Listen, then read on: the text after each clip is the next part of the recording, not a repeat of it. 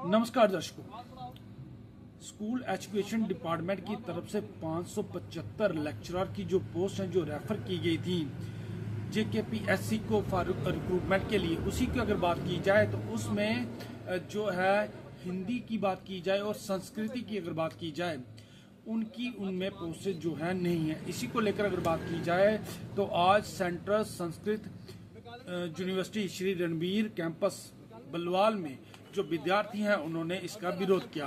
उन्होंने साफ तौर पर प्रशासन के ऊपर गंभीर सवाल भी खड़े किए कि जिस प्रकार से एक तरफ तो संस्कृत भाषा को बढ़ावा देने के लिए अलग अलग तरह के जो प्रोग्राम वो किए जाते हैं, पर कहीं ना कहीं जब यही वैकेंसी यानी पोस्टों की बात आती है तो कहीं ना कहीं संस्कृत जो भाषा है उसके साथ भेदभाव किया जाता है। और इसकी जो इसको पढ़ने वाले जो विद्यार्थी हैं जो हर साल हजारों की संख्या में इस कैंपस से निकल के बाहर जाते हैं, तो वह क्या करेंगे जब इनकी वैकेंसी इनकी पोस्टें ही हमारी सरकार नहीं निकालेगी, तो हमारा भविष्य क्या है। इसी को लेकर उन्होंने आज जो है इसको ऊपर विरोध जताया और एडमिनिस्ट्रेशन से क्या मांग रखी, आइए आपको सुनाते हैं। जम्मू कश्मीर में जो संस्कृत के साथ भेदभावपूर्ण नीतियां सरकार के द्वारा लागू की जा रही हैं, मैं सरकार से ये विनम्र निवेदन करूंगा कि इस तरह की नीतियां लागू कर संस्कृत को, संस्कृत से जुड़ी संस्कृतियों को और संस्कृत से जुड़े समुदाय विशेष की भावनाओं को आहत ना करें। उन्हें खत्म करने की कोशिश जो की जा रही है, इस तरह की कोशिशें ना करें। मैं सरकार से यही कहूंगा कि देहम व पातयेम कार्यम व साधयेम। अगर हमें अपनी संस्कृत के लिए लड़ना पड़ा तो हम सब अंतिम सांस तक लड़ेंगे। मेरी सरकार से यही विनम्र निवेदन है कि हमारे संस्कृत के साथ इस तरह का भेदभाव नहीं किया जाए। जल्दी से जल्दी इस विषय पर कोई समाधान दिया जाए, नहीं तो ये जो संस्कृत पढ़ने वालों का हुजूम है ये जल्दी ही जम्मू की सड़कों पर मिलेगा। अपनी मांगों को रखने के लिए सड़कों पर संघर्ष करता मिलेगा। मैं आपसे विनम्र निवेदन यही करूंगा कि इससे पहले समाधान हो जाए, नहीं तो बच्चों को संघर्ष करने के लिए बहुत ही मुश्किल हमें भी होगी, मुश्किलात आपको भी सामने करनी पड़ेगी।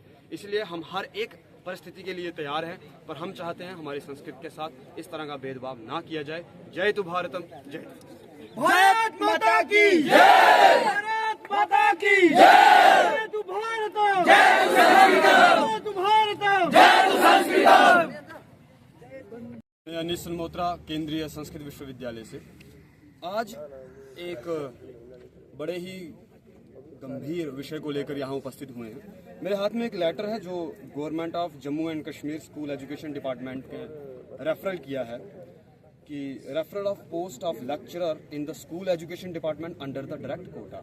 इसमें कुछ 575 पोस्टें हैं, जिसमें अदर सब्जेक्टों की भी पोस्टें निकाली हैं, पर इसमें 2 सब्जेक्ट जो हैं वो मेंशन नहीं है, एक हिंदी और एक संस्कृत।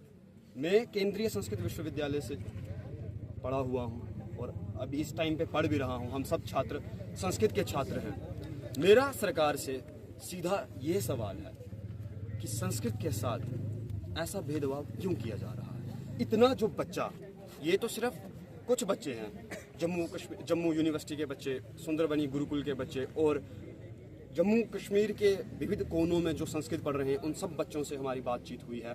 कुछ बच्चे ओवर एज हो चुके हैं, जो पोस्टें इतने सालों बाद ये निकली हैं, इसके चलते कुछ बच्चे ओवर एज हो चुके हैं।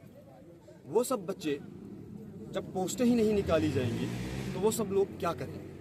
हम सरकार से सीधी ये सवाल करते हैं कि क्या जो संस्कृत बच्चे पढ़ रहे हैं उनका भविष्य अंधकार में है? क्या उनके बारे में सरकार कुछ नहीं सोचती? मेरी सरकार से विनती है कि संस्कृत के लिए कुछ पोस्टें निकाली जाएं। हम अभी सभी अधिकारियों से मिलेंगे, हमने अपने डायरेक्टर सर से भी बात की है। हम हो सके तो हम सेक्रेटरीट गवर्नर जी से भी मिलेंगे और गवर्नमेंट के आला अधिकारियों से भी मिलेंगे। मेरी उन सब से यही एक विनम्र प्रार्थना है कि जो जम्मू कश्मीर जैसे क्षेत्र में, जम्मू कश्मीर जो संस्कृत का एक केंद्र रहा है, जिसे शारदा क्षेत्र भी कहा है, संस्कृत के कितने ही विद्वान, कितनी ही कृतियां जम्मू कश्मीर की देन है। जम्मू कश्मीर में संस्कृत का एक केंद्र रहा है, उसी केंद्र में संस्कृत का इस तरह से हरास करना, संस्कृत से इस तरह का भेदभाव करना, ये उचित नहीं है। मैं समझता हूँ अगर इस तरह की नीतियाँ सरकार लागू करेगी तो सरकार संस्कृत से भेदभाव तो कर ही रही है, पर एक समुदाय विशेष से भेदभाव कर रही है। अगर संस्कृत की पोस्टें नहीं निकाली जाएंगी तो अगले आने वाले दिनों में कोई भी संस्कृत नहीं पढ़ेगा, और कोई भी संस्कृत नहीं पढ़ेगा तो एक संस्कृति खत्म कर दी जाएगी। इसे सोची समझी साजिश भी कह सकते हैं, जो कि एक समुदाय के साथ, एक बहुत बड़े समुदाय के साथ की जा रही है। मेरी सरकार से यही विनम्र निवेदन है कि इसका जल्दी से जल्दी कोई निवारण किया जाए, नहीं तो हमसे जो संभव प्रयास होगा हम करेंगे।